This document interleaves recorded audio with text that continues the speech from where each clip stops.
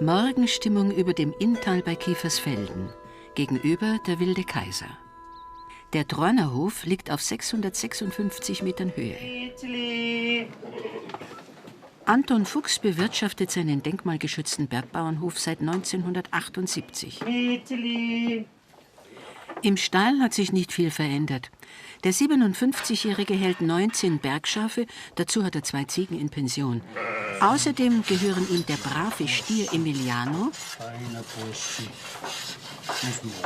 und 8 Mutterkühe. Ich bin immer schon rausgegangen in den Stall und die alten Bauern, die von 1894 sind, von meinem Urgroßvater, die haben mich immer schon fasziniert. Also, dass etwas so lange halten kann. Oder auch die Tränkebecken, die jetzt seit ein paar so alte habe ich noch, oder die meisten alten, die ich erinnern habe, die sind auch schon 100 Jahre alt.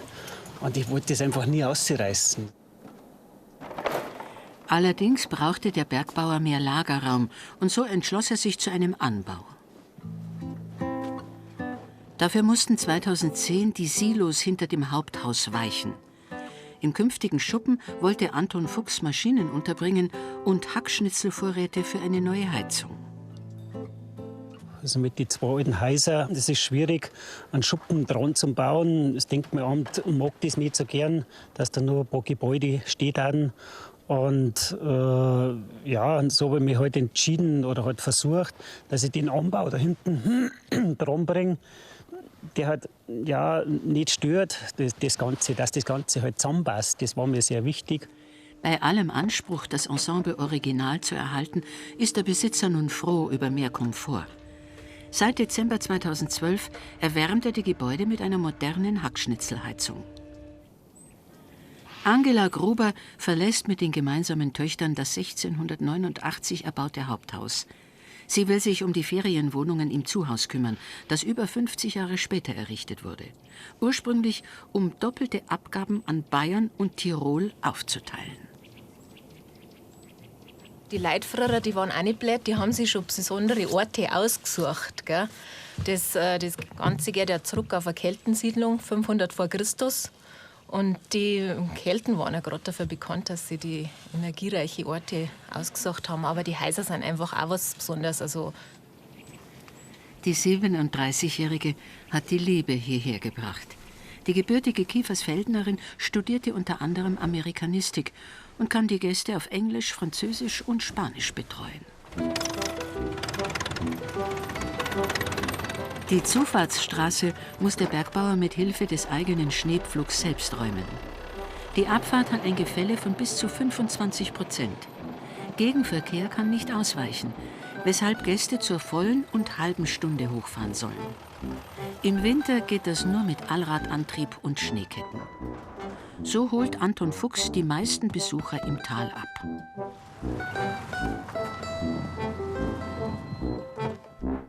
Ein Kleinod des Drornerhofs ist die Hauskapelle von 1649. Auch sie wurde originalgetreu restauriert. Und ein ganz starkes Motiv, das auch sehr selten ist anscheinend, ist, dass durch Maria Geburt wird da herinnen Satan in die Hölle gestürzt. Andere Figuren an der Decke stellen 4 Erdteile dar. Australien kannte man damals noch nicht, aber Asien, Amerika, Europa und Afrika. Nun zum Rokoko-Altärchen.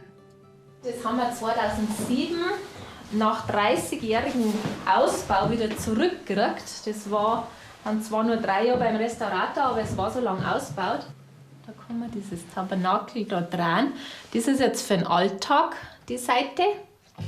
Das ist speziell für den Karfreitag, als sich der Himmel über Jerusalem verdunkelt hat. Und das ist für den Feiertag. Im über 320 Jahre alten Wohnhaus weiß Anton Fuchs nicht nur in der Küche von den Spuren der Geschichte zu erzählen. Der Kamin, der ist auch vor gut 100 Jahren erst eingebaut worden. Und bis dahin war die offene Feuerstelle. Und da sieht man noch ein bisschen da oben drinnen, wo es da ausgezogen hat. Der Rauch entwich in den ersten Stock und schwärzte vorne die Wände. Später strich die Familie den ganzen Raum dunkel. Was dann nur vielleicht besonders ist bei dem Haus, das ist der große Keller. Wahrscheinlich, und das stimmt auch schon, vom vorherigen Haus noch. 1682 hat der Blitz eingeschlagen, ist abbrennt. Wie viel das dann letztendlich dann wirklich brennt hat, weiß man nicht. Also auf alle Fälle ist der Keller noch mit ziemlicher Sicherheit vom alten Haus. Der fährt also irgendwo aus dem Mittelalter, sei 13. Jahrhundert oder wie auch immer. Während die Zentralheizung den Gebäuden eine Grundwärme gibt, schürt der Bergbauer im Erdgeschoss des Wohnhauses wohlig warm ein.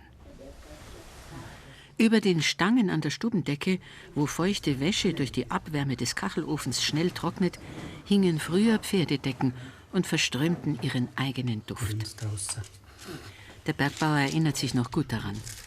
Seinen Töchtern zeigt er ein Foto des Haupthauses von 1918. Auf einem anderen Bild steht er als Vierjähriger selbst davor.